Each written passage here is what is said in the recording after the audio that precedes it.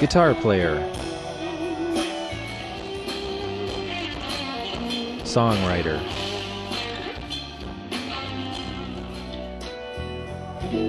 Singer.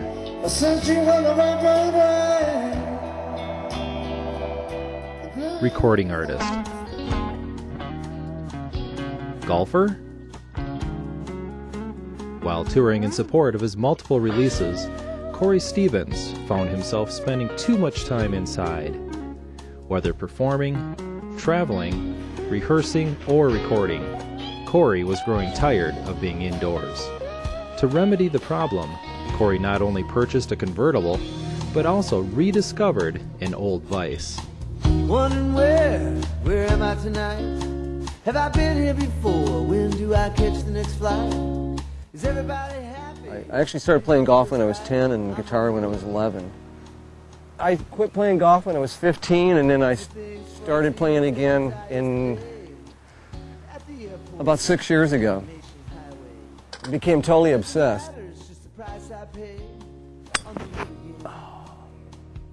Well, I first met Corey here at the Minneapolis Golf Club during one of the Dayton's Challenges. I was fortunate enough to have an opportunity to caddy for Tim Herron. And we're going down 15, and some guy ducks under the ropes, comes walking out. Of course, there's a big crowd. I'm thinking, who is this guy walking right at me? It was Corey.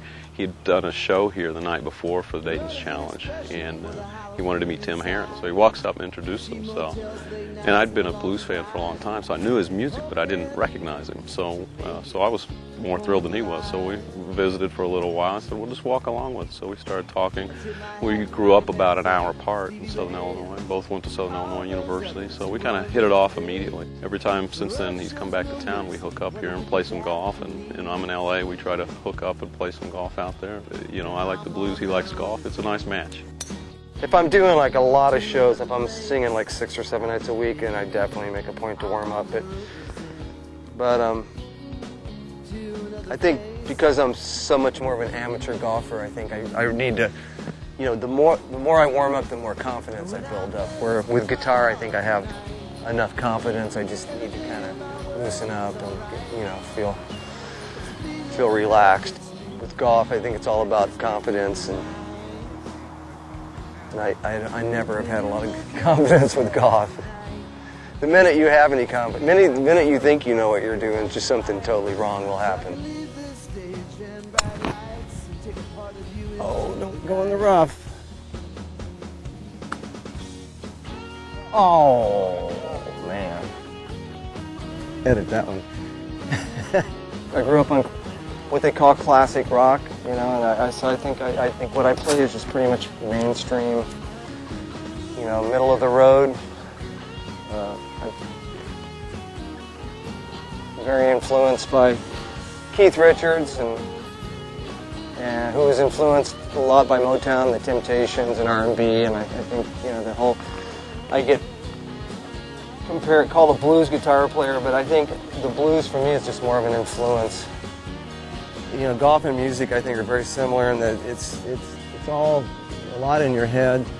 Once you get to a certain level, you know, when you're starting out playing guitar, when you start out playing golf, you think it's all physical because you're learning how to hold the club, or with the guitar, you're learning how to play, and your fingers hurt because, you know, the strings are made out of steel, and after you get to a certain level, it gets to the point where, you know, it's more mental. Once you've kind of got some, you know, the technique down, and you know kind of what you're doing. I had a one-bedroom apartment, and we had a walk-in closet that was off from the living room, and it was not that big, but it was probably like, 3 feet deep, and, you know, probably about maybe 5 or 6 feet wide, and, you know, I had a little Fore track, and that's where I wrote Blue Drops of Rain and Take It Back. A lot of those songs I shopped around to record companies, and they all passed. Or one guy wrote, well, if they're A and B and C songs, your songs are B songs. You know, it's all rejection. And then just kind of, you know, fun to eventually hear my songs in the local, you know, classic rock and roll station in LA after being told they weren't, you know, really good enough.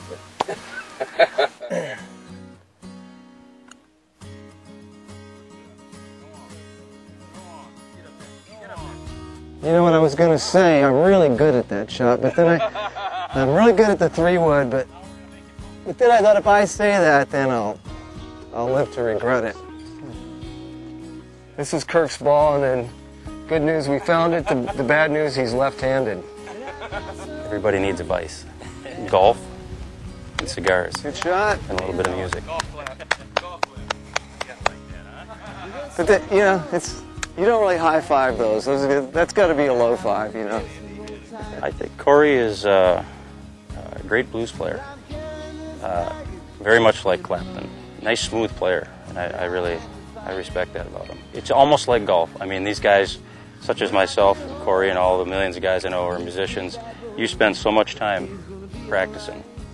And it was just like a golfer or whatever, but you know, you'll sit there for 8-10 hours a day and play the same riff over and over and over. So it's that dedication, and he's got it. As Corey would tell you with guitar playing, he always says, I wish I could play golf like I play guitar. You know, nice and smooth. That's not bad. Oh! When you play live and it's like sold out and they introduce you and you practically get a standing ovation before you played one note. It's just such an adrenaline rush.